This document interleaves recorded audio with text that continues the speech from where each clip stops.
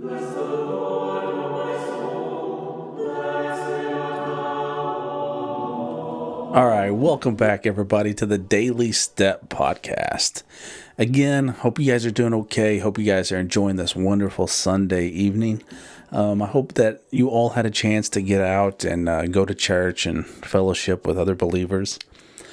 Today was awesome. My family and I, we were able to actually go to a monastery today and have liturgy. We went to Holy Resurrection Monastery near Marshfield, Missouri. It was pretty phenomenal. This is my second time going there. A couple of months ago, me and my two eldest sons went there for liturgy one Sunday, and it was amazing. It was awesome. And so this week we were able to take majority of the family. Now the two older boys didn't go this time because, of course, they were with their grandparents. But we was able to take my wife and the small children and have liturgy there. Awesome people. Mother Alexandria her hospitality is phenomenal as always. And Father Peter and his wife, great, wonderful little community out there. If you ever get a chance, stop by Holy Resurrection Monastery. Check their website check their calendar to see when they have service and stuff like that. Then stop on by. You won't regret it. But yeah, so I have 6 children. And so this morning we were able to take our 4 youngest children there. And brothers and sisters, it was one of those days. If you are Orthodox and you have small children, you know what I'm talking about. Some Sundays are good. Some Sundays not so good. But it's what the Lord has called us to do, so we could take joy in that. Yeah, sometimes it's rough. I have 4 kids, 4 and under. A 4-year-old, 2 2-year-olds, and I do believe 9-month-old.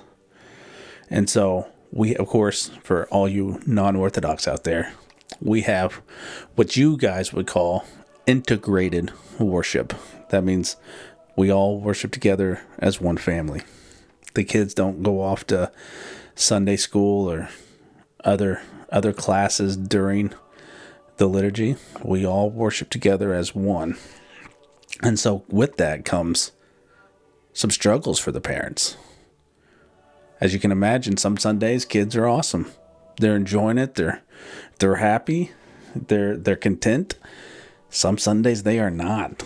Some Sundays they are tired. They're hungry. And they want to do anything except be there at that moment. And that was this day. For my twins, at least. But it was awesome. We were able to stay through the gospel reading and the homily. And then I took the young ones out. But luckily, my wife was able to stay in with the other 2. And because this was her first time there, I really wanted her to experience it. So I'm glad she was. We're excited and we loved it. And hopefully we're able to go back sometime soon and, visit our extended family. So I'm going to go ahead and jump right in to back into the Way of the Ascetics, Chapter 4, on the silent and invisible warfare. Now that we know where the battle we have just begun is to be fought, and what and where our goal is, we also understand why our warfare ought to be called the invisible warfare. It all takes place in the heart and in silence, deep within us. And this is another serious matter on which the Holy Fathers lay much stress. Keep your lips tight, shut on your secret. If one opens the door of the steam bath and the heat escapes and the treatment loses its benefit. Thus say nothing to anyone of your newly conceived purpose. Say nothing of your new life you have begun or of the experiment you are making and the experiences you expect to have. All this is a matter between God and you, and only between you two. The only exception might be your father confessor. This silence is necessary because all chatter about one's own concerns nourishes self-preoccupation with self-trust. And these must be stifled, first of all. Through stillness, one's trust grows in him who sees what is hidden. Through silence, one talks with him who hears without words. To come to him is your endeavor, and in him shall be all your confidence. You are anchored in eternity, and in eternity there are no words. Hereafter you will consider that everything that happens to you, both great and small, is sent by God to help you in your warfare. He alone knows what is necessary for you, what you need at the moment. Adversity and prosperity, temptation and fall. Nothing happens accidentally or in such a way that you cannot learn from it.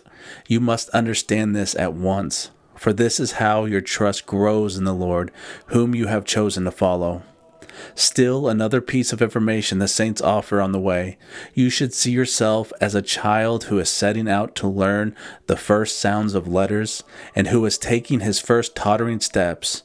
All worldly wisdom and all the skills you may have are totally worthless in the warfare that awaits you. And equally without value are your social standing and your possessions. Property that is not used in the Lord's service is a burden, and knowledge that does not engage the heart is barren and therefore harmful, because it is presumptuous. It is called naked, for it is without warmth and fosters no love. You must thus abandon all your knowledge and become a dunce in order to be wise. You must become a pauper in order to be rich, and a weakling if you wish to be strong. All right, guys, that was chapter 4. Have a good night. Remember to continue to walk with Christ step by step every day. Have a good night, and I will see you tomorrow. Bye-bye.